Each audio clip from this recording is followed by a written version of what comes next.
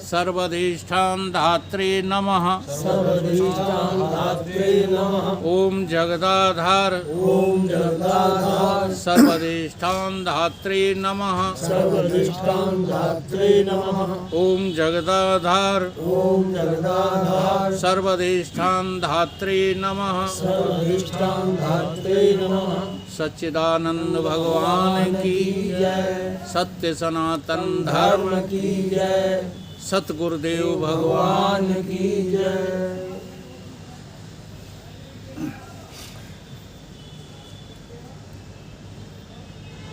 संसार को भवसागर कहा गया है। भव माने संसार, सागर माने समुद्र। ठीक, तो ये संसार भी एक सागर है। इस भवसागर से जीव को पार जाना है। भवसागर में डूबना नहीं है। ये कहाँ से शुरू होता है? ये जन्म से शुरू होता है। एक किनारा, सागर का एक किनारा क्या है? जन्म। और दूसरा किनारा क्या है? मौत। तो जन्म और मृत्यु के जो चक्कर में घूमता रहता है वो भवसागर में डूब जाता है। उसे क्या कहेंगे? भंवर कहते हैं। हाँ, और ये भंवर ही तो है भ्रम। भंवर क्या है? भ्रम। ये भ्रम जाल है संसार, और इसी में हम लोग जो है डुबकी लगाते रहते हैं। पुरुषार्थ क्या है? इस भव सागर से पार पहुंचना। इसी के विषय में जो किसी संत ने कहा है, जिन खोजा तिन पाइया, गहरे पानी पैठ। हम संसार के उथले तल पर व्यवहार करते रहते हैं। संसार की गहराई में हम जाना नहीं चाहते। रहे किनारे बैठ, मैं बोरी डूबन डरी। जिन खोजा तिन पाइया, गहरे पानी पैठ, मैं बोरी डूबन डरी। सो रही किनारे बैठ। अब हम संसार के किनारे पर बैठ कर, यही दो किनारे हैं। जन्मे तो खुशी मना ली, और मर गए तो जो है मातम मना लिया। मरने से जो है भय खाते हो, और जन्मने में खुशियां मनाते हो। तो देखो भंवर जाल में फंसे हो कि नहीं? नहीं तो जिसका जन्म है उसी का मरण है। जातस्य हो ध्रुवम मृत्यु, ध्रुवम जन्म मृत्यु। जो जन्मा है, भगवान कह रहे हैं, वही मरेगा। अब कौन जन्मा है, कौन मरेगा? जो जन्मा ही नहीं है वो मरेगा क्या? अब यही इसी देह में एक तो जो है स्तर है जन्म से मरण तक का, और दूसरा स्तर वहीं पर है जो न जन्मा है न मरा है। वो जन्म मरण से कितनी दूर है बता दो। जब जन्म हुआ तब अजन्मा था कि नहीं था?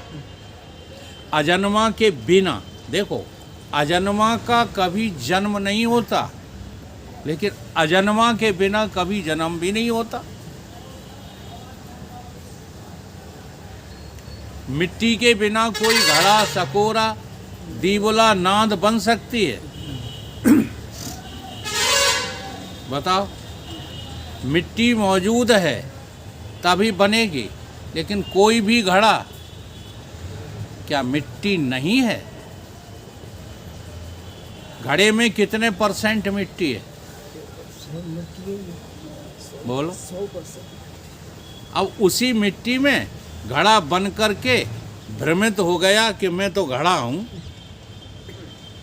मैं तो पानी भरता हूँ, मैं तो पानी को ठंडा करता हूँ, और आखिरी में कहीं फूट जाता हूँ, मर जाता हूँ। तो जब जो है घड़ा जन्मा, जब घड़े ने कार्य किया और जब घड़ा मरा, इन सभी कालों में मिट्टी थी कि नहीं थी? जब घड़ा जन्मा तब मिट्टी नहीं थी। अच्छा, पूरी मिट्टी थी कि घड़ा भी कुछ था? हैं? जब घड़े ने कार्य किया तब मिट्टी थी कि नहीं थी? मिट्टी अब घड़ा मर गया है तब मिट्टी है कि नहीं? मिट्टी तो मिट्टी का किस काल में अभाव हुआ? तो जो सर्वकाल में सर्वदा रहता है, बस दो चीजें हैं, रहने वाले को देखो और न रहने वाले को देखो। पहले देखो दोनों को। नासतो विद्यते भावो न अभावो विद्यते सता, उभयो अपि अंतः दृष्टः अनयो तत्वदर्शी भा। तत्वदर्शी क्या करे? किसको तत्वदर्शी कहा है? तत्ववेत्ता कौन है? बोलो। तत्ववेत्ता वो है जो इन दोनों के तत्व को ठीक से देख ले। अब देखो कितना सरल काम है, उसको कितना कठिन बना लिया। रोजी रोटी का उपार्जन करना कठिन काम है, हाँ, धन कमाना कठिन काम है, खेती करना, नौकरी करना कठिन काम है, सेवा करना दूसरों की कठिन काम है, ये सब कठिन है। परमात्मा को पाना बहुत सरल काम। सरल को कठिन बना लिया, कठिन को सरल बना लिया। जो बहुत कठिन है उसमें संसार लगा पड़ा है, और जो बिल्कुल सरल है कहते बड़ा कठिन है। भगवान की भक्ति करना बड़ा कठिन है, भगवान को प्राप्त करना, भगवान का ज्ञान लेना बहुत कठिन है। तो ये भ्रम हो गया है तुम्हें कि ये सच्ची बात है। कठिन को सरल, सरल को कठिन मान बैठे हो। बस साधु संत और सत्संग में यही भ्रम तोड़ा जाता है। पहले वो बातें आपको सुनाई जाती हैं जो आपको पता है। आप जन्मे हो, आप बालक थे, उसके बाद प्रौढ़ हुए, यंग हुए, अब वृद्ध हो गए, ये बातें आपको पता नहीं है। अब मर जाओगे, ये पता नहीं है। ये तो सब पता है। तो पहले पता वाली बातों को बताया जाता है। अब ये पता वाली बातों की कथाएं जो लोग बताते रहे वो संत हैं। देखो संत भी बताते हैं, लेकिन संत जो है पता वाली बातें इसलिए बताते हैं कि पता वाली बातों को जान करके तुम ये भी जानो, हाँ, कि जिसका पता नहीं लग रहा है वो कौन है। तो जिसका पता नहीं लग रहा उसका पता देने वाले को सद्गुरु कहते हैं। पहचान है ये सद्गुरु की। लोग पूछते हैं सद्गुरु की क्या पहचान है? कमंडल लेके चलता है सद्गुरु, दाढ़ी बढ़ा के चलता है सतगुरु। कौन है सतगुरु? सतगुरु वही है जो किसी को पता नहीं लगता। सारद शेष महेश विधि, इनको भी पता नहीं लगता। हाँ, कोई जिसको नहीं जान सकता, जिसको कभी किसी ने जान नहीं पाया और उसको जनवा दे जो, वही सतगुरु। इसलिए जीवन में सतगुरु की परम आवश्यकता है। इसलिए सतगुरु से बड़ा महान कोई दूसरा जो है व्यक्तित्व, अस्तित्व होता ही नहीं है। रामकृष्ण से को बड़ो तिनहु ने गुरु कीन, तीन लोक के जो धनी सो गुरु आगे आधीन। इसलिए जीवन में सतगुरु की महिमा को समझो। जो सतगुरु की महिमा को नहीं जानते वो बस इन्हीं सांसारिक कथाओं में उलझे रहते। सांसारिक कथा भी सतगुरु बताते हैं, क्योंकि आप जिस पाठशाला में पढ़ रहे हो उसी के प्रश्न पूछे जाएं तो बड़े अच्छे लगते हैं गुरु जी हैं। और जो क्लास आपने पढ़ा नहीं है उसके कोई प्रश्न पूछ दें तुमसे, गुरु जी को पढ़ाना नहीं आता। गुरु जी कैसे हैं? गुरु जी को पढ़ाना आता ही नहीं है। वो तो जाने कौन सी बातें पूछते। अब मैंने तो जो है 5 तक पहाड़े याद किए हैं और गुरु जी कहते हैं 25 का जो पहाड़ा सुनाओ, क्योंकि 5 तो उसमें भी है। तो वो गुरु जी अच्छे नहीं लगते हमसे। तो जो नहीं सो बस यही कह के चला जाता है। अब वो नोनाटा वाले बाबा आए थे, देखो कितनी बड़ी श्रद्धा हुई उन्हें एकदम 2-3 दिन। अब ये कहकर चले गए एमए की पढ़ाई है आपकी। अब हमको ये बताओ कि एमए कब करोगे? हैं? मिडिल में हाई स्कूल में कब तक पढ़ते रहोगे? प्राइमरी में हमेशा? ये उम्र बीत गई धोखे में। यही कहते कहते सारी उम्र गुजार देते। तब इस वास्तविकता को जो है समझने की कोशिश करो। भव सागर पार कैसे किया जाए, क्या है आज का विषय? भवसागर पार कैसे किया जाए? भव सागर पार कैसे किया जाए। तो सागर को पहले देखो, जो संसार में जल वाला समुद्र है, ठीक है, उसे आप विभाजन करके देख सकते हो, वो तुम्हारी बुद्धि का काम है। लेकिन जिस सागर को पार करना है वो बुद्धि तो सतगुरु के पास है, वो हर किसी के पास नहीं होती। जैसे उस सागर का विभाजन करो तो सागर, अब वो गीत भी है एक शायद, ओहो बूंद मिले नदी के जल में, नदी मिले सागर में, नदी मिले सागर में, कौन से जल में कोई जाने ना है। तो बूंद से लेकर के कुआं, बावड़ी, तालाब, नदियाँ, पोखर आदि, ये सागर का विभाजन है कि नहीं? अब इस पर थोड़ा विचार करो। विभाजन रेखा क्या है? सागर की विभाजन रेखा क्या है? किस रेखा के द्वारा आपने सागर का विभाजन किया?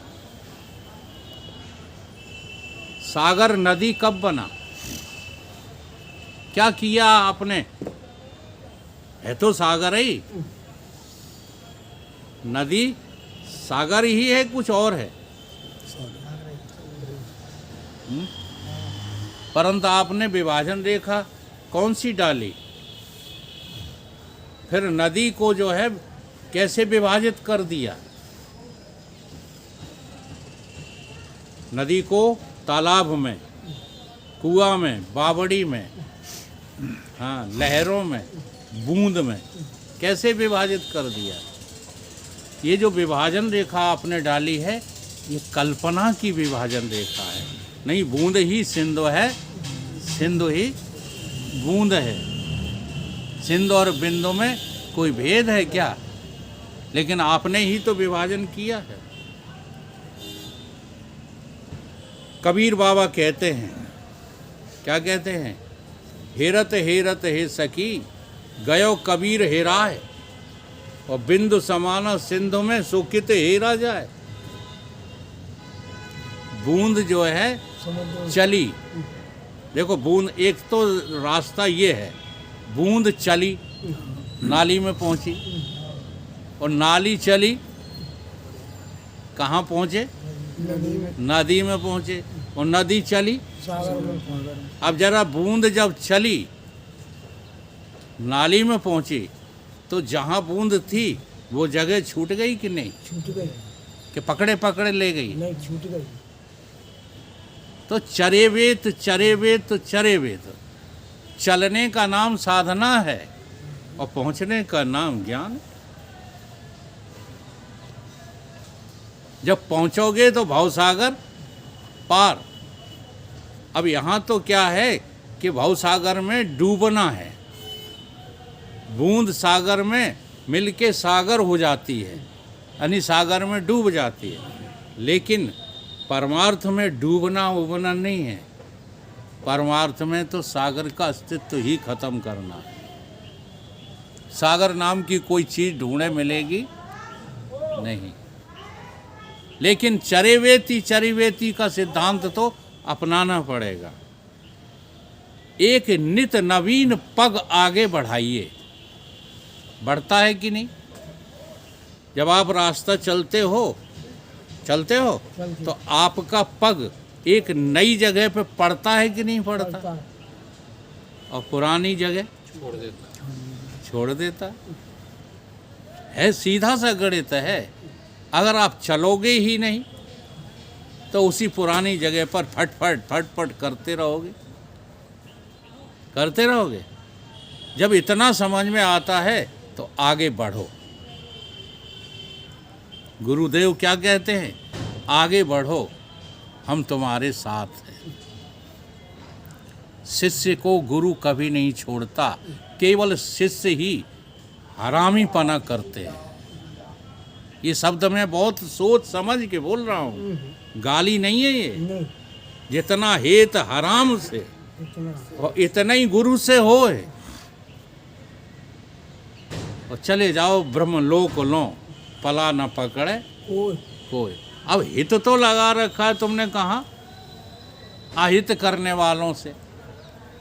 गुरु से हित लगाते ही नहीं। तो गुरु से जब तक हित नहीं लगा, गुरु नाम आदमी का नहीं है जो ऐसे मुंह सकोर लेते आप लोग। आदमी को गुरु मत कहो। हाँ, आदम को खुदा मत कहो। आदम खुदा नहीं, लेकिन खुदा के नूर से आदम जुदा नहीं। गुरु जब तुम्हें बोलने के लिए, अंगुली पकड़ने के लिए आएंगे तो देह बनकर ही आएंगे भाई साहब। हाँ, लेकिन देह गुरु नहीं होता। जैसे देह पत्नी होती है, पति होता है, पुत्र होता है, पुत्री होती है, ये सब होते हैं देह। लेकिन देह ही गुरु है, ये सबसे बड़ी भ्रांति है। गुरु तत्व वो है जो भवसागर के पार खड़ा। तो कबीर जी ने कहा कि हेरत हेरत हे सकी, गयो कबीर हेराए, बिंदु समाना सिंधु में अब कित हेरा जाए। तो दूसरी बात एक और कही फिर उन्होंने कि इससे काम चलने वाला नहीं है। तो क्या बोले? हेरत हेरत हे सकी, गयो कबीर हेराए, और सिंधु समाना बिंदु में। अब क्या कर दिया? कह रही भवसागर पार जाना ही नहीं है, नाम लेत भव सिंधु माई। करो विचार सुजन मनमाई। एक छोटी सी कथा के द्वारा ये बात सिद्ध करके तो हम गुरुदेव की महिमा गाएंगे। ठीक है? छोटी सी बात ये है कि एक टिटहरी थी, टिटुइया। उसने अंडे रखे, सागर में बाढ़ आई, अंडे सब जो है बह गए। अब वो क्या कर रही है टिटुइया? पानी उलीच रही है चोंच में भर चोंच में भर। तो वहां से अगस्त मुनि निकले। उन्होंने कहा क्या कर रही हो? ये जो है बहुत सच्ची घटनाएं हैं, उस लेवल की आप साधना नहीं कर पा रहे। अगर उस लेवल की साधना कर लो ना तो भय बिल्कुल निवृत्त हो जाएगा। बहुत सारी घटनाएं हैं ऐसी जो हमने कई बार बताई हैं आपको, और मेरे जीवन में घट रही हैं। जी हाँ, जब तुम अंतर मन से अपने को किसी से जोड़ देते हो ना तो उससे बात कर सकते हो, चाहे जड़ हो चाहे चेतन। ये जो बातें कहते हैं अलूल जलूल, वो बातें नहीं करना चाहिए, है ना? कि हम कथा कर रहे हैं, पीपल सुन रहा है, ये फालतू की बातें हैं। कुत्ता सुन रहा है, गैया सुन रही है, फिर आदमी काहे के लिए? ऐसी एकता नहीं होती है। लेकिन तुम अपनी जब गहराई में जाओगे तो आप ही आप से बात करोगे, आप ही आप की सुनोगे, आप ही आपको जो है। तो गुरु दयालु किस लिए होता है? गुरु जानता है कि शिष्य का और मेरा स्वरूप अलग अलग नहीं है। तो गुरु कोई एहसान थोड़ी कर रहा है किसी के ऊपर, ठीक है। लेकिन शिष्य को ये समझ में बात नहीं आती है, तो वो उसमें अपना स्वार्थ देखता है। अपना स्वार्थ देखता गुरु का दिख जाता है। किसका दिख जाता है? गुरु का। जबकि गुरु को कोई स्वार्थ नहीं है। गुरु यदि कथा भी कहते हैं तो अपने लिए कहते हैं, प्रवचन भी करते हैं तो अपने लिए करते हैं, लेकिन उससे लाभ हो जाता है शिष्यों को। शिष्य क्या समझते हैं कि हमारे लिए जो है दौड़ दौड़ के आते हैं, ऐसा नहीं होता है। तो इस तरीके से अगस्त मुनि ने टिटोइया से बात की। लोग कहते हैं तुम्हारे पुराणों में गप्पे लिखी हुई हैं। ये गप्पे नहीं हैं, जी हाँ, सार बातें हैं, सार। लेकिन गप्पों से सार निकालना हर किसी को आता ही नहीं।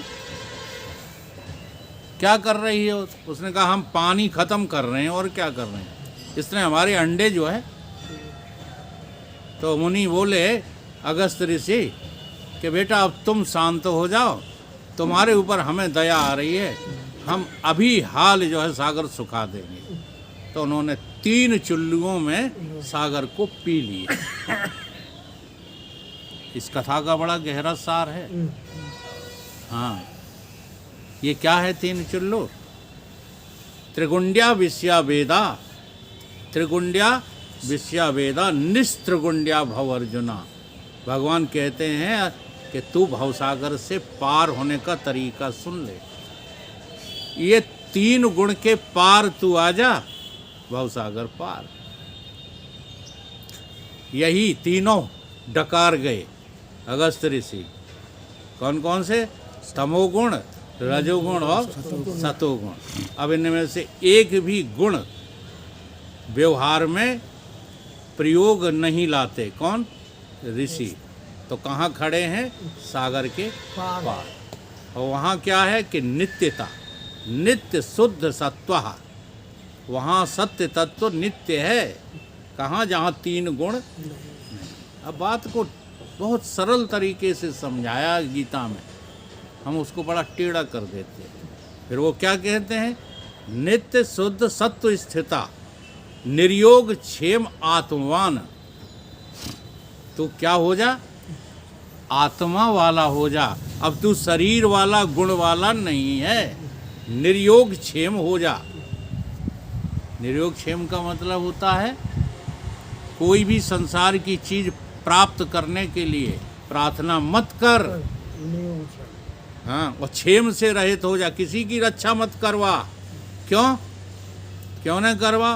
कि तू एक ऐसी जगह पे आकर के आ गया है जहाँ योग क्षेम की जरूरत ही खत्म हो जाती है। जैसे मिटा सके, जमाने में दम नहीं। तुम्हारी चेतना को कोई मिटा सकता है यार? तुम किसकी प्रार्थना करते रहते हो? तुम संबंधी सदा से जो चेतन के हो, आज भी हो, आगे भी रहोगे। चेतन को अपना मान लेना, चेतन को अपना मान लेना भक्ति है, और जगत को अपना मान लेना आसक्ति है। बस ये भक्ति और आसक्ति का फर्क है। थोड़ा सा जो है समय लगता है। तो कहाँ पर खड़ा हो जा? तू भवसागर के पार आ जा। बस यहीं पर जब तू पार आके खड़ा हो जाएगा, तुझे सब स्पष्ट हो जाएगा, और तू ये कहने लगेगा, तो ये समझने लगेगा कि आज तो भैया गजब हो गया। जैसा अभी रण सिंह ने कहा था, अंतःकरण की सफाई में जन्म बीते गए लेकिन साफ नहीं हुआ। और जब जो है साफ करते करते करते करते साफ हुआ, जब जाने तब पता चला अंतःकरण नाम की चीज ही नहीं थी। अंतःकरण नाम की कोई चीज ही नहीं थी। यहाँ देखो तो हम होंगे, वहाँ देखो तो हम होंगे, जहाँ देखो तहाँ हम होंगे। ये दृश्य हम नहीं हैं, दृश्य हम नहीं हैं, लेकिन दृश्य में हम ही हैं। बड़ी कठिन बात है ये, अगर समझ जाओगे तो बहुत सरल है। दृश्य हम नहीं हैं, लेकिन दृश्य में हमारे अलावा कोई दृश्य है ही नहीं। इसलिए दृश्य और दृष्टा का अभेद ज्ञान कहलाता है, और दृश्य और दृष्टा का भेद अज्ञान कहलाता है। इसलिए भेद से अज्ञान पैदा हो जाता है और अभेद से अज्ञान मिट जाता है। तो गुरु के दरवाजे पर जो है एक आश्चर्यजनक बात जो है हो जाती है कि जिसको हम समझते थे कोई अन्य है, वो अन्य नहीं था, मुझे ही मेरा भ्रम हो रहा। ठीक, सतगुरु द्वारे पे गजब हो गया, अहम ब्रह्म जान के जगत खो गया। सतगुरु द्वारे पे गजब हो गया, अहम ब्रह्म जान के जगत खो गया। श्री सतगुरु द्वारे पे गजब हो गया, अहम ब्रह्म जान के जगत खो गया। श्री सतगुरु द्वारे पे गजब हो गया, अहम ब्रह्म जान के जगत खो गया। श्री सतगुरु द्वारे पे बहे ज्ञान गंगा, श्री सतगुरु द्वारे पे बहे ज्ञान गंगा। जल जाको निर्मल होर मन हो बेचंगा, जल जाको निर्मल मन हो बेचंगा। डुबकी लगाते सारा मल धो गया, डुबकी लगाते सारा मल धो गया। अहम ब्रह्म जान के जगत खो गया, अहम ब्रह्म जान के जगत खो गया।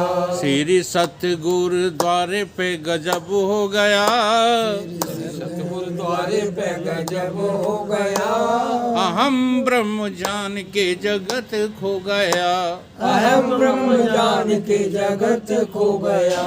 श्री सतगुरु द्वारे पे संतोष पा लिया, श्री सतगुरु द्वारे पे संतोष पा लिया। भव दुख गया सुख कोस पा लिया, भव दुख गया सुख कोस पा लिया। हृदय भूमि बीच प्रेम बीज बो गया, हृदय भूमि बीज प्रेम बीज बो गया। हृदय व्योम बीच प्रेम बीज बो गया। हृदय भूमि बीज प्रेम बीज बो गया। अहम ब्रह्म जान के जगत खो गया, अहम ब्रह्म जान के जगत खो गया। श्री सतगुरु द्वारे पे गजब हो गया, सतगुरु द्वारे पे गजब हो गया। अहम ब्रह्म जान के जगत खो गया। अहम ब्रह्म जान के जगत खो गया। श्री सतगुरु द्वारे पे ये फैसला हुआ, श्री सतगुरु द्वारे पे फैसला हुआ। सब कुछ मैं ही मैं हूँ ये जग है अनहुआ, सब कुछ मैं ही मैं हूँ जग अनहुआ। सब कुछ मैं ही मैं हूँ ये जग है अनहुआ। सब कुछ मैं ही मैं हूँ सारा जग अनहुआ। जानता हूँ सबको जहाँ भी जो गया, जानता हूँ सबको जहाँ भी जो गया। अहम ब्रह्म जान के जगत खो गया। अहम ब्रह्म जान के जगत खो गया। श्री सतगुरु द्वारे पे गजब हो गया, सतगुरु द्वारे पे गजब हो गया। अहम ब्रह्म जान के जगत खो गया। अहम ब्रह्म जान के जगत खो गया। श्री सतगुरु द्वारे पे बिछी शांत सैया, श्री सतगुरु द्वारे पे बिछी शांत सैया। पा लिया विज्ञान अब कोई न जगैया, पा लिया विज्ञान अब कोई न जगैया। ब्रह्मानंद पाके सभी थका मन सो गया। ब्रह्मानंद पाके थका मन सो गया। ब्रह्मानंद पाके थका मन सो गया। अहम ब्रह्म जान के जगत खो गया। अहम ब्रह्म जान के जगत खो गया। जैसे सारे दिन जो है टेंशन में रहते हो, हाँ सभी लोग रहते हैं, हाँ चाहे जितनी सफाई दे, हाँ टेंशन कई तरह का होता है, तमोगुणी, रजोगुणी, सतोगुणी। हम सतोगुणी टेंशन में बने रहते हैं, हाँ, जाने क्या बिगड़ता है इनका रोज आने में। देखो हम कभी अपना ऐब छिपाते नहीं, हमें जो क्रोध आता है वो सतोगुणी है। अच्छा बताओ, तुम नहीं आते हो, इससे हमें कितनी प्रॉपर्टी का लाभ हो जाएगा, लेकिन हमें क्रोध आता है जब आप आते नहीं हो सत्संग में। तो क्यों आता है? क्योंकि मन सतोगुण का कार्य में लगा रहता है, ठीक है। रजोगुण के कार्य में मन लगा रहता है। जो रजोगुणी है उन्हें रजोगुण के काम में क्रोध आता है, जो तमोगुणी है उनकी तमोगुणी में प्रवृत्ति रहती है, पूर्ति नहीं होती तो क्रोध आता है। अब ये मन जो है इतना लगा रहता है कि रात को थक जाता है, और थक के जो है कहाँ चला जाता है, ये रात में कहाँ चला जाता है ये मन? अरे नींद में तो सारी दुनिया जानती, वेदांत की दृष्टि से बताओ, परमात्मा की गुण स्वरूप परमात्मा में चला जाता है। और वहाँ से कैसा निकलता है? बिल्कुल फ्रेश होकर फ्रेश होके। लेकिन जानना नहीं चाहता। हाँ, पूरा प्रभु आराधिए, पूरा जिसका नाम, मन तू ज्योति स्वरूप है, अपना मूल पहचान। जानना नहीं चाहता, चला जाता है उसी परमात्मा की गोद में, फिर निकल आता है, फिर बावरा हो जाता है। ठीक, तो गुरुजी क्या करते हैं कि ऐसी जगह बता देते हैं जहाँ पर ये मन फिर कभी मन रहता ही नहीं। ब्रह्मानंद पाके थका मन सो गया, ब्रह्मानंद पाके थका मन सो गया, अहम ब्रह्म जान के जगत खो गया, अहम ब्रह्म जान के जगत खो गया, श्री सत्य गुरुद्वारे पे गजब हो गया, सत्य गुरुद्वारे पे गजब हो गया, अहम ब्रह्म जान के जगत खो गया। अहम ब्रह्म जान के जगत खो गया। बोलिए सतगुरुदेव भगवान की जय।